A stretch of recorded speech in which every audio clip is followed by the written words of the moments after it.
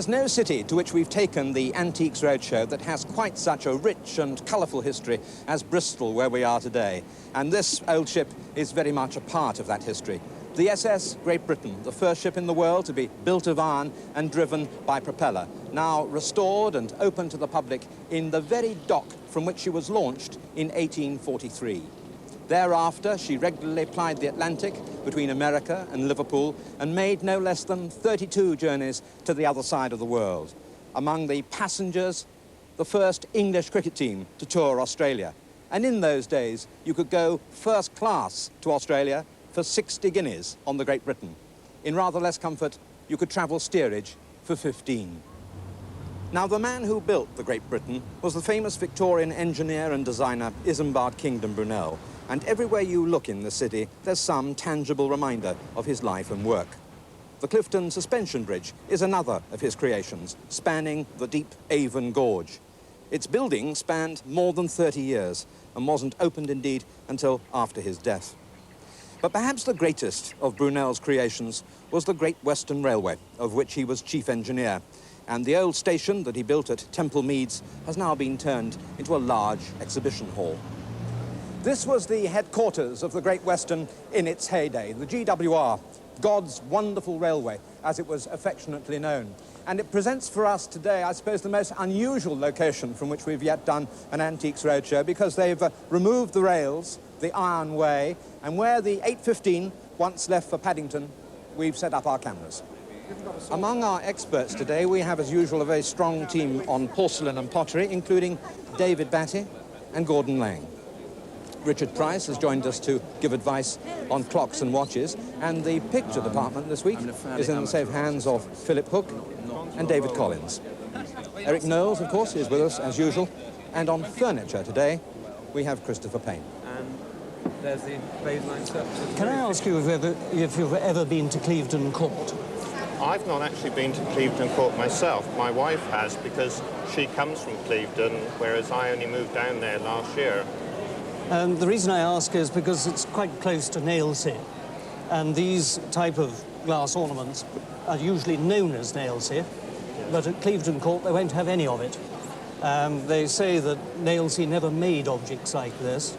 They made glass with white spots in it, yes, but never of anything of this ornamental nature. Yes. They are very elaborate models, usually from the late 19th century. I don't know if you've got any history which relates to that sort of period or when it came into the family. Can you date it at all?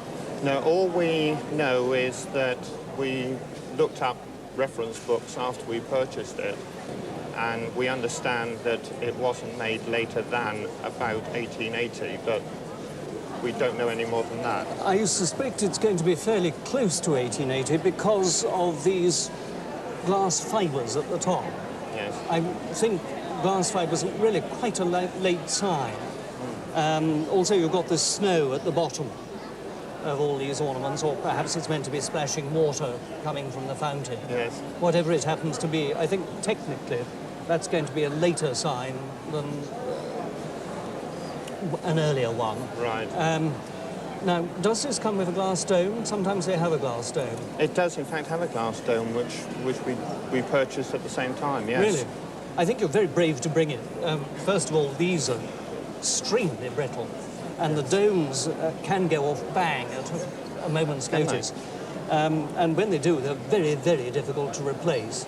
Equally, when it comes to auction, these objects are so fragile that they're difficult to sell, because people are concerned that on the way home they might break them. Certainly, and if they have children in the family, equally there's a danger of that.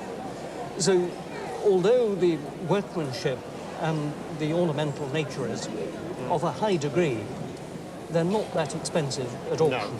By that I mean around £200, £250, something of that sort. It was an early attempt to get away from the necessity of having a huge front wheel on a penny farthing, or as they should be called, ordinaries. Yeah, that's right, the ordinary bicycle. The ordinary bicycle, because you can just imagine well, two this people... was supposed to be a safety bicycle. That's right, it's one of the early safety bicycles, but with much, much smaller wheels Yeah, than but the... it's just as dangerous as a penny farthing if you don't... If you don't ride it right, yeah. Because the trouble with the penny farthing, to get the gearing right, you had to have that huge front wheel. Yeah, that's right. And as I said, this is an early attempt to get away from the need of a front wheel by having this epicyclic gearing in the front hub. Yes. And this is a thing called a crypto-geared bantam. Yes. Of about 1900, perhaps a shade before. Yeah. It's had a lot of work done to it, of course. The wheels aren't original, are they? No. You've had to replace those. I've had to replace the wheel rim on the front and the back wheel. But essentially... essentially everything else is original. Everything, the handlebars, the important bit, the wheel hub, yes, and the frame, the saddle, they're all original. All original. That's right. In first-class condition, in good original condition, one of these nowadays, guess how much you think it's worth? Got no idea. £20? No. 50? No. I think nearer 500 in good condition. But with these repairs on it, yes, it does reduce the cost. I see we've got a full inscription here which says presented to Captain Forsyth, SS Huchau, for services rendered to the German SS Lydia, 29th September 1910. Yeah. What actually happened to the Lydia and Captain Forsyth's ship, do you know? The ship he was on was all right. He picked up some sailors from the Lydia, which had been torpedoed, I think, or sank somehow. And so he stopped and he stopped and picked up some sailors out of the sea who were in distress. Nice gallant gesture, really. The Germans were very, very good at these sort of presentation pieces. I've seen quite a number, not necessarily on watches, but often on other nautical artifacts, telescopes, binoculars, that sort of thing. What they used to do was to get hold of a watch, took off the centre section of the outer back, inscribed the monogram and obviously the inscription, and then set it back into this case. Yeah. If you look closely, you can see what appear to be let-in marks all around here, little solvent. You see slight discoloration in the gold where it's been flooded after it's been put in. So obviously a lot of history attached to this piece. Yes. Do you have any documented It does have evidence? a letter. Oh, it does? Which says, which came with it from the embassy. Oh, marvellous. Which has got the, still has got the seal on it. So it's got everything to go with it? Yeah. Well, that adds actually quite a lot. I mean, just taking an 18-carat gold watch like that, we wouldn't suggest an awful lot of money at auction, perhaps up to £400. Yeah. But with all the evidence, and particularly with these lovely crests, we're talking now probably to the right sort of collector, £1,200 to £1,500. Yeah. A super object. I could operate a dating agency, bearing in mind that my mother's got Judy.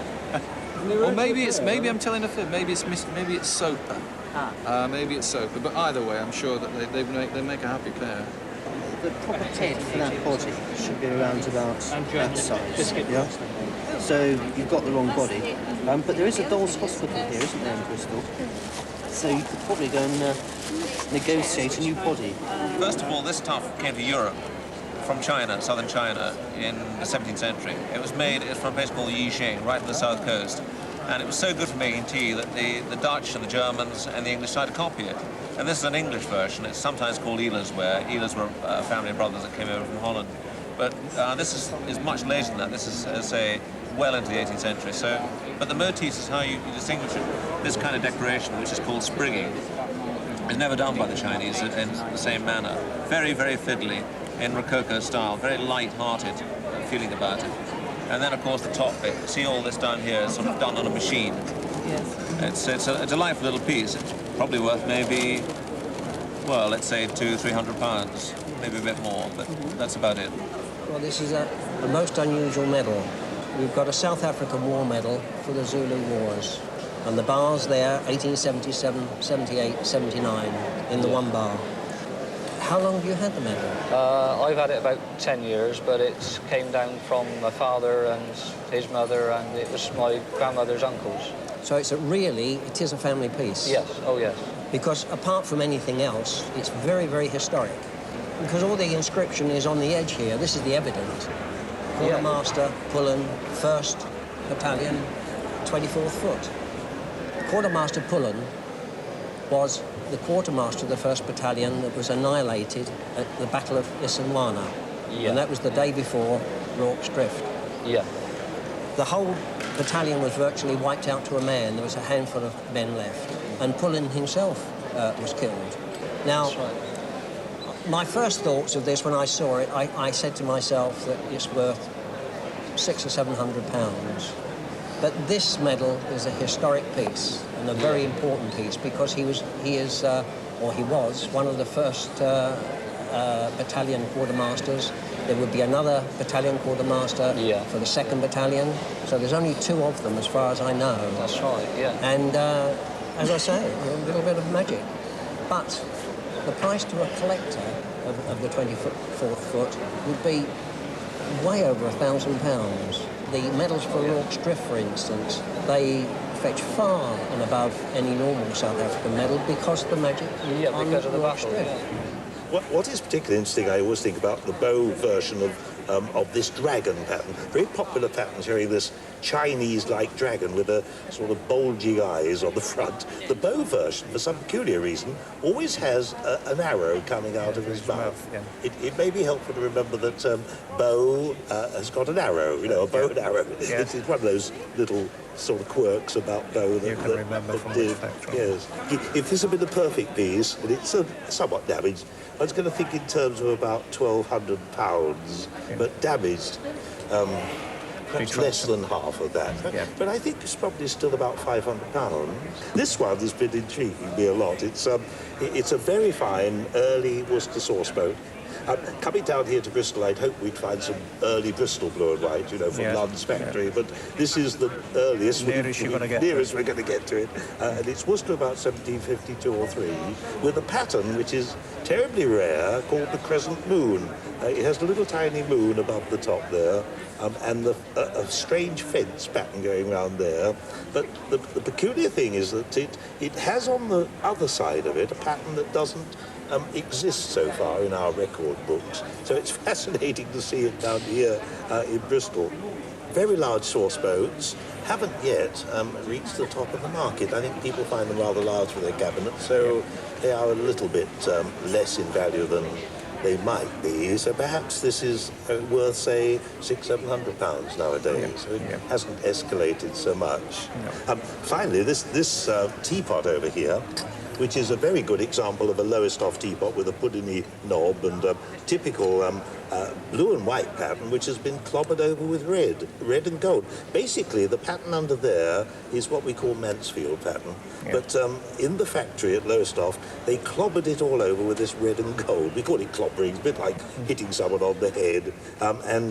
Interestingly, this doesn't fetch clobbering as much as it does if it was painted. That's right. Value of a clobbered teapot, perhaps only about £200. Yeah. Twice as much as if it were perfect. Have a look on this young lady's bottom. There's the Bretby mark. It's quite straightforward. It says Bretby, and it's beneath a rising sun. Right. But all the indications are that it just may possibly have been a pilot piece, as they call it. Which didn't get any further. Yeah, that didn't actually go into production. It's sheer speculation, I will admit. Yeah. And they did go to the trouble of not only glazing it, but gilding it, because the gilding, of course, you see these lovely earrings that she's wearing. I know. The gilding is always the last item to be applied to any piece of porcelain that's being fired. It's the last firing. I can see poor little things had a hard time. Yes. But I've never come across this particular figure by Bretby. I can't help but think that it's probably one of a pair. Do you have the other? She was one of a pair. She was? I don't have the other one, but it wasn't a pair mirror image. It was an identical figure, but not painted. Completely white. Well, that's interesting. I suppose, really, she's handing out her hand for money, which brings me to the valuation aspect of it. And I suppose that she's probably going to fetch some in the region of at least 120, 180 pounds, possibly a couple of £100. Oh, right. Because she fits within that sort of decorators. Yes. So, I mean, a Bretby collector would be interested. But Bretby pottery in general is never expensive, and as a result of that, is one of my tips for people to collect. To fear God is the highest wisdom. Really? I wanted to know that for a long, long, long time. Thank you. Well, that's the translation we've had done of it.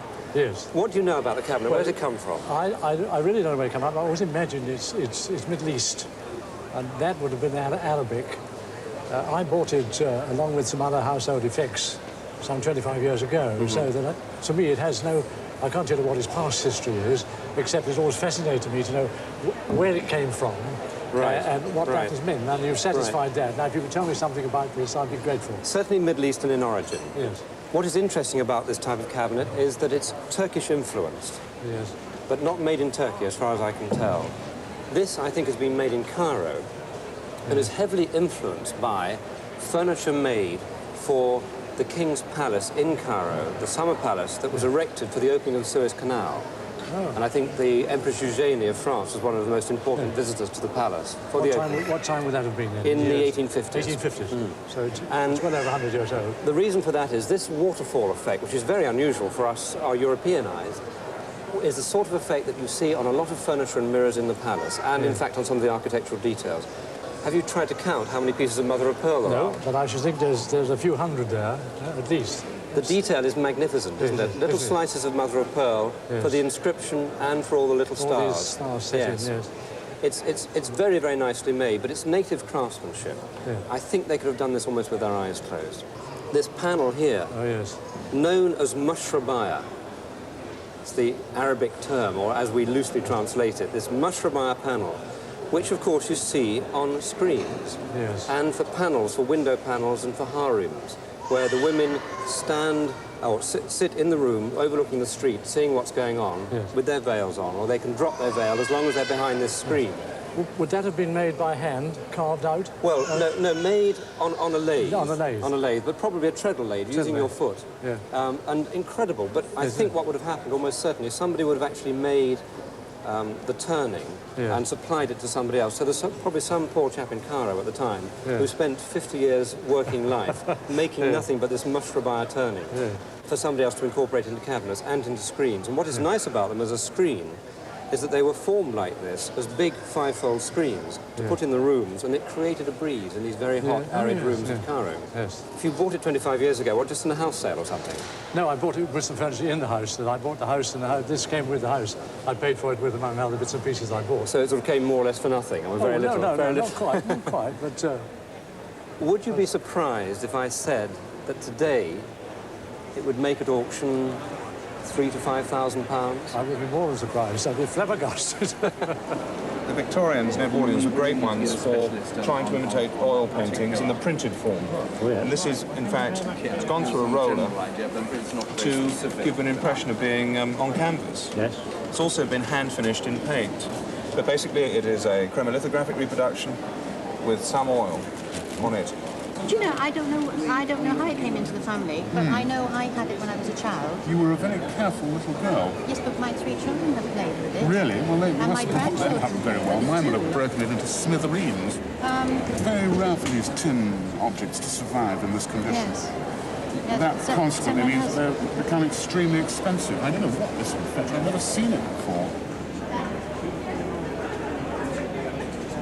Henry, so often on these roadshows, as you well know, we expect to find locally made things and they never turn up. Yes, it's very aggravating that, isn't it? Yes. But the Bristolians have brought their things in great numbers. Well, we have seen a lot of locally made things today, haven't we? Just a couple of things turned up just this moment. This is Bristol Delft, recognised by the lovely bluish tinge to the glaze, made within a stone's throw of this place 230 years ago, looking as mint as the day it was made. Always amazes me how you, Henry, can tell almost immediately that's Bristol Delft as opposed to Glasgow Delft or London Delft or whatever. Well, it's not easy. One usually reckons that if it's got this particular tinge to it and this style of painting, it's more likely Bristol than anywhere else, and it's come from a local family, so one assumes it's been here all this lifetime. Right. This one certainly is a local piece, made at the Red Cliff Pottery, which is only just down the road, and a very good local pottery, making typical things for local people. This is, I suppose, a little money box that you got the money out by poking a knife down inside to hook it out after a local fun piece. And handed down through the family since then. Handed down through the family. And then Bristol blue glass. Bristol blue glass. Of which I know nothing at all. Bristol was famous for its blue glass? Famous for blue glass. Many people call blue glass Bristol when it's not necessarily so. But I think this particular piece you have there, which again comes through local people, it is a definite local piece. And quite sought after among collectors. Very collectible now indeed, Bristol blue. Oh, they're that's all a nice one. Old flintlocks. Yes. They look like tower pistols because of the markings on the pistols, and I put another that matches it. Oh, lovely. What a marvellous pair. Yes, they are. Nice cavalry officers' pistols of the Napoleonic period. Yeah, and being an old cavalryman, you see, I'm very interested in those You're pistols. an old cavalryman? Oh, yes, the Oh, old yes. RSM in the cavalry. RSM? Yeah. What regiment? Well, I was in the North Somerset Yeomanry. Oh, yes. Now, I noticed the date is 1828, so... Yes, they're both 1828. I see. So this is rather late for this type of pistol. Yes. Although they were used at that time. The British Army surrendered their flintlock weapons in 1840. Yeah. Loosely. I mean, some regiments might have kept them a year or two or whatever. But so that is the date, 1840. But this is the type of weapon, as I said, that would have been used right through Napoleonic Wars. Yeah. Used at Waterloo, used in the Peninsula, and they are very, very effective weapons at close range, of course. Yeah. But they're in such beautiful condition, aren't they? That's right, aren't they? Yeah. They're The lovely. stocks are practically unmarked.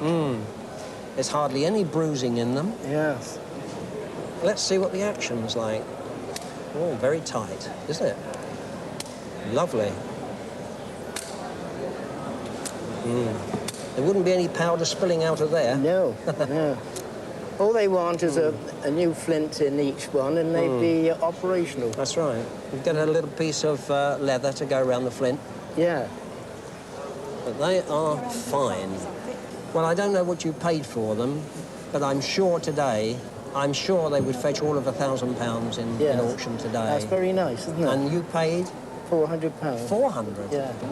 I think you've made a good investment. Yes, I think anyway, they're it's been lovely, delightful to see them. Lovely pair of pistols. Have you any idea what this curious collection of odd bits of tissue paper is? Well, as far as I know, they're engravers' tissues. They belong to a great-great-uncle of ours, and he, as far as we know, was a chief engraver at the Royal Crown Derby Works around about 1890, early 1900s. Right. That absolutely fits. Do you know the process and how it works? No idea at all, Right. no. Well, there would have been a designer at the factory, and it would have been he who had decided that we are going to do a Chinese pattern like this. He would have drawn this all out very carefully. It's then given to the engraver.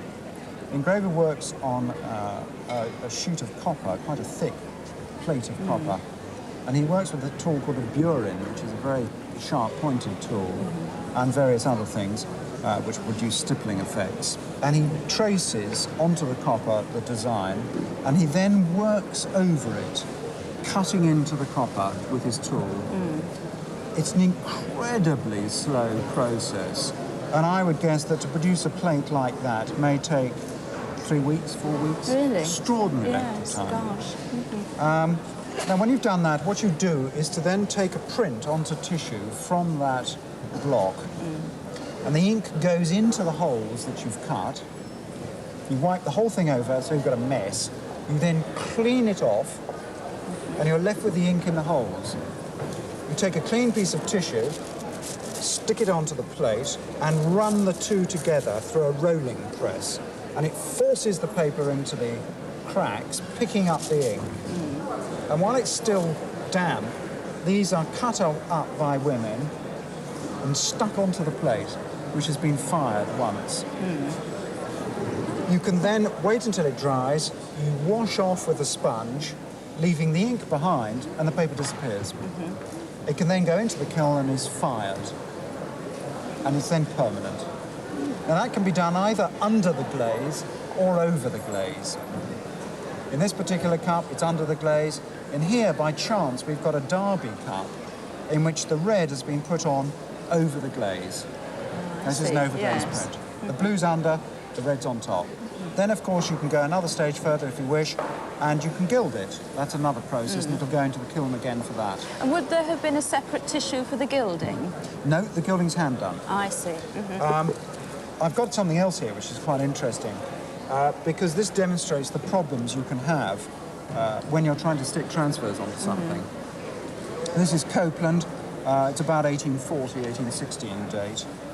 And here, if you think about trying to stick a piece of paper which is two-dimensional onto a three-dimensional object, it doesn't want to go, it creases. Yes. And the people who stick these on, the women who do it are really very skillful, and they work very fast, but it can go wrong. Look at that. Oh, yes. You see, it's not matched up, so she's taken a pair of scissors to it, and it's all gone wrong in the middle there. And very often you'll find, hasn't got it on this one, you'll find creases. Yeah, in fact, it's happened a bit there, where the ink has doubled up, where you've got a crease in it. Now, is this the entire collection you've got? No, at home we've got more or less 500 or 600 pieces. Some are very much smaller and some are cut up. Right. It's one of those things which is absolutely fascinating. And to Derby, that may be of some value, because it's possible that quite often these coppers, once they went out of fashion, were destroyed. Yes. They sold the coppers off to remelt them and make new plates. So they may have lost some of these patterns completely, and they might well be interested in them. Otherwise, I'm afraid the actual commercial value is probably quite small. Just a few pounds a piece, something like that. Which will tot up. Yeah. He's in super condition. He's got a composition body which can easily break, can easily crack. Now, yours has started to crack, but overall it's in very good order. And he probably dates from just before the First World War, made in Germany, never designed to be, of course, as a toy, obviously a shop display. And his value, well, it's more than 12 and sixpence, I can tell you that. Yeah. His value today would be around about £400 or £500.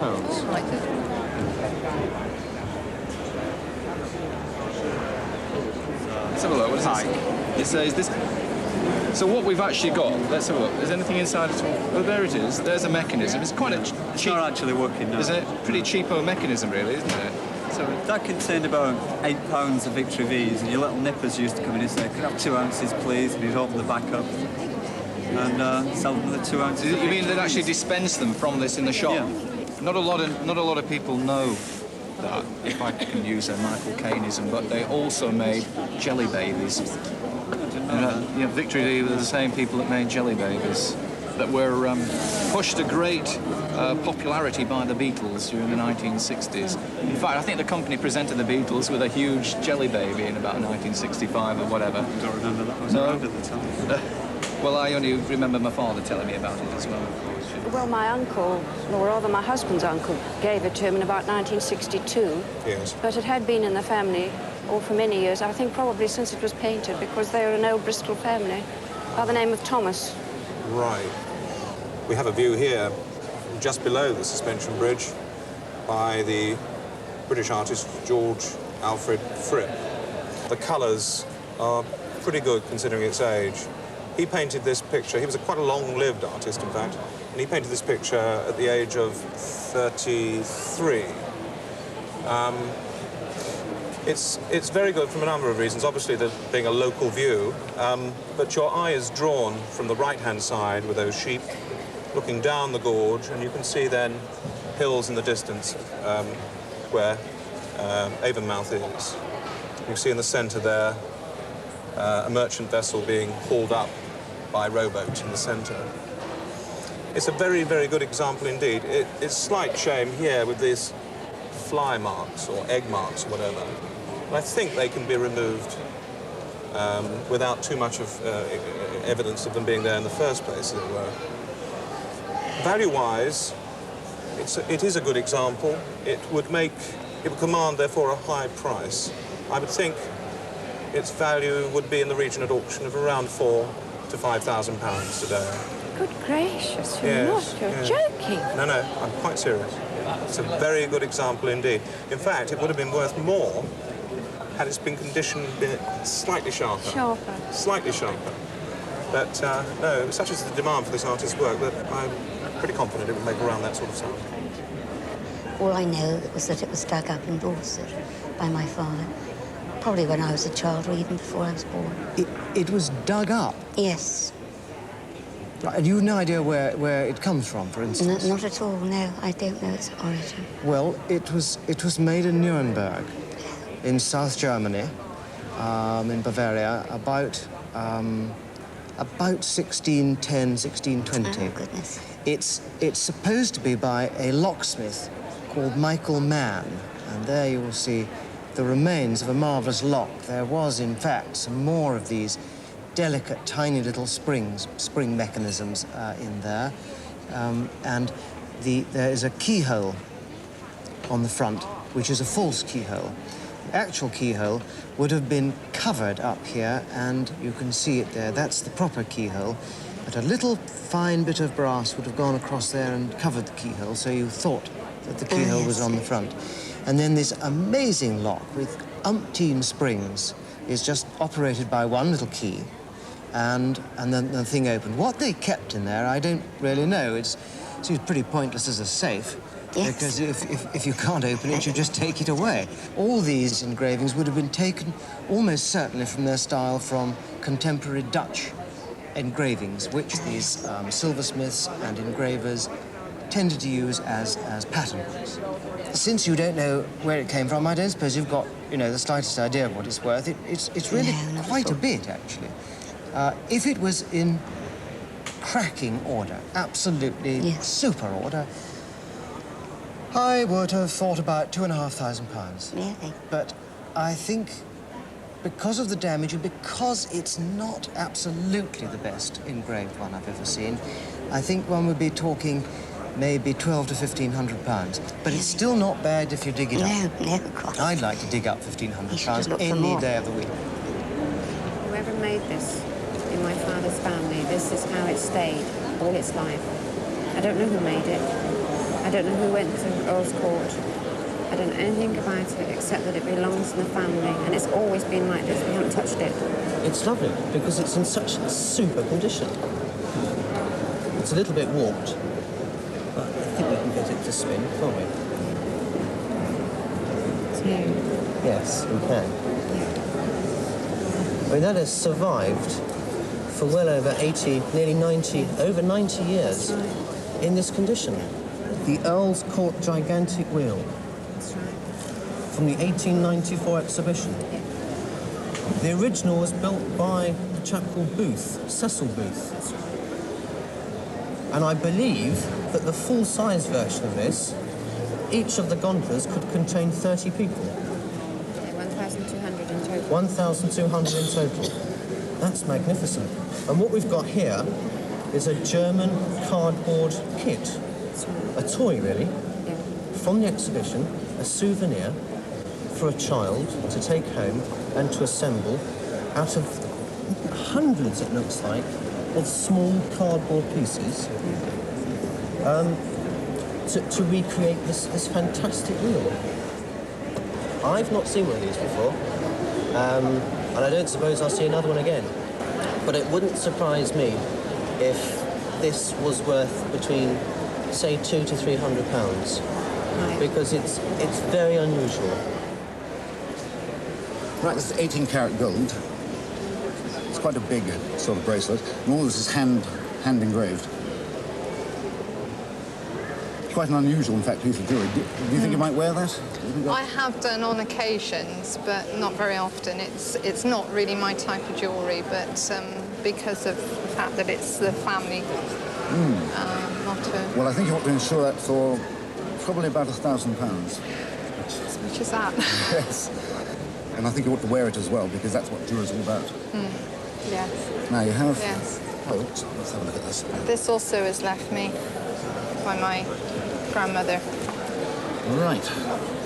Now this looks very interesting. Do you have any idea of the date on this, or...? No, none whatsoever. I've just known that it's old and... Right. This, in fact, it's coloured gold, turquoise, and it was made in about 1820, and I think probably in Switzerland.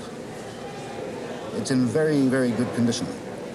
Really? Do you think you might wear this, or...? I have on occasions, but I haven't very often, because all these little bits tend to catch in whatever you're wearing, Well, and I just kept it nice, you know, put away neatly. And it is almost a cabinet piece in that its condition is so mint. I'm amazed. Do you think you'd wear them if I told you that you couldn't replace them for £6,000? 6,000! Grief! Heavens! I never realised they were that much. They're extremely rare. They're in their original condition. This is the loveliest thing about them. It's the best thing my grandmother ever did. Looking at this, one's immediately suspicious about the veneers. The veneer here is very, very flat indeed. You rub your hand along the edge. It's absolutely flat. Now, one would expect an old 18th century veneer, we're talking of a cabinet made in 1695, possibly, William and Mary, with worn-up veneers, and they would be certainly uneven after all this time. And so that suggests that perhaps it's old veneer that's been relaid when it was rebuilt, or repolished, perhaps. Possibly, it may in fact be new veneer that's been put on the top. We'll have a look at that in a second. Also, up here, the moulding along the top, it's cut against the grain, which is normal, so the grain runs from front to back like this all the way along. Therefore, it becomes very susceptible, and as it gets dry and dries out more, it bends rather like a finger and cracks, as this has done. Yes. Having said that, there's something wrong with the way it's bending. It's not quite doing it the right way. And I would expect it to be much more shaped and undulating than it is. So I don't think this moulding has been on there since the late 17th or early 18th century. Now, let's have a look in here. Again, very flat veneers, but the right sort of drop handle, brass drop handle, which one expects to see on this type of furniture. Yes. Now, taking this out. Ah, now that's interesting. Yes, this is the thing that puzzled me. What, well, these holes, which are not shown, not on the other side. Oh, right, yes. We've got a plug in the middle, the present handle there showing through with the brass thread, which is a modern thread, and then two rather widely placed holes there. And let's see if they correspond. Turn him round. And there's nothing to be seen on this side. Nothing at all. Well, that's interesting. So, obviously, that veneer has been replaced. Yes. Had it have been the original one, that they'd simply replaced the handles, which does happen a lot. Yes. They would have been showing marks there, and probably another mark under there, so under the discussion somewhere. I'm sure that's not there either. But having said that, if we go back to the inside of the drawer, which is nicely made, oak-lined drawer, all made exactly as one would expect in the 18th century, in the early part of the 18th century. And this, the colour here, all the wear on the inside of the drawer, lovely cut out for the lock, which has now gone missing. It's a pity, but doesn't really matter. It looks as though this is an old drawer. Yes. And I'm sure it is. So what has happened here? Somebody has, I think, taken an old William and Mary chest. Yes. Not necessarily of exactly this proportion, and rebuilt it. Yes. Putting on new veneers on the top and on the front, and new handles. Yes. And so your own detective work was beginning to be suspicious about the inside of the drawer. Like this, it's still a practical piece of furniture. You obviously use it a lot and love it. It's a perfectly acceptable, very nice piece of furniture, but the value would be possibly £700 to £900 at auction. Yes. Not as huge a figure as it would be, of course, if it had been an original, untouched piece of furniture. Yes, quite. Yes. Lovely, thank you. The reason why one wants to find Francis Danby here is, of course, that Danby is the leader of the Bristol School of Painting in what was the golden age of painting in Bristol, probably the period between about 1810 and 1850. If you look a bit closer into the picture, and it is very dirty, it could do with a very good clean, but if you look closer, you can see a lot of the Danby hallmarks here. There's the sunset, there's the rather beautiful feathery treatment of the clouds, and there's a very delicate handling of the foliage in the trees too. And it's quite an accomplished picture when you get into it. And luckily, being on the spot here, we've managed very quickly just to rush the picture round to the City Art Gallery, and they've confirmed my feeling that it stands a very good chance of being an authentic work by Francis Danby. It would have to be, I suppose, a fairly late one. In 1847, he settled in Exmouth, and this has very much the feeling of one of those later works. Possibly even a view slightly romanticised of Devon, this romanticised, slightly Arcadian treatment he's given it. So it stands a very good chance. And have you had it for a long time? We've had it about 50 years. In the family for 50 years? Well, no, it's been longer than the family. Mother had it given to her by an aunt that was emigrating to America. Yes. And that was 50 years ago. So I don't know how long it was in the family prior to that. And your family's always come from this part of the world? Bristol, yes. Yes. Well, that rather neatly fits in. Well, the exciting thing about all this is discovering a Danby and what it might conceivably be worth. I mean, there is still work to be done. One can't definitely confirm as yet that it's by Danby, but if it were, it's probably going to be worth somewhere in the region of £5,000 to £10,000, which you probably didn't expect when you brought it in, I didn't. Did you? No. Oh, what a pretty and a very rare plate. Commemorates the coronation of William and Mary, which is, of course, is it the tercentenary now, 1688, 1689, when they were crowned, which is really rather marvellous. What's its history in your family? Well, it came to me about 10 years ago from my father. I know that it came from his father, but I don't know its history further back than that. What is interesting about it is it's in a tin-glazed earthenware body called Delftware. Yes. And we've had a lot of pieces today which have probably come from the Bristol Delft factory. And it's very difficult to say whether this is our local Bristol or Brislington factory here in Bristol or not. Is there any sort of family connection with this? Yes, there is, therefore, because one of my relatives way back, I forget how far back now, lived at Brislington, sometime in the 1700s, I think. I'd have to look up some details. So that's pushing pretty near the making of this plate. It could be. And Brislington really was, of course, the great first centre of making Delftware in Bristol. I hadn't realised that. That would be absolutely fascinating. Here we have a piece of early Brislington. Here down in Prudell's railway yard at Bristol. Yes. That was marvellous. Well, you're looking at a piece which probably on the antique market nowadays, with the escalation and the rise of such little simple pieces of the 17th century, could well be, I don't know, in excess of £5,000–6,000. But one would perhaps think that you should insure it for £10,000. Well, the end of a very busy day for us here today, and we've seen an unusual number of local things. There was that Bristol school picture, some Bristol pottery in Delft, and finally this snuff box with a rather unusual history. An inscription here on the top in silver reminds us that it was made from timbers recovered from the ruins of the old custom house, which was destroyed by fire on the night of the 30th of October, 1831, by a lawless mob under the influence of passions inspired by the watchword of reform. Well, I don't know if we've stirred any passions here today, and we certainly haven't had a lawless mob or anything like it, but a fine crowd of more than 2,000 people. Our thanks to all of them, and we very much hope you'll join us next week at the same time when we take the Roadshow across the sea to Ireland. We are much looking forward to our visit to Dublin. So until then, from all of us here in Bristol, goodbye.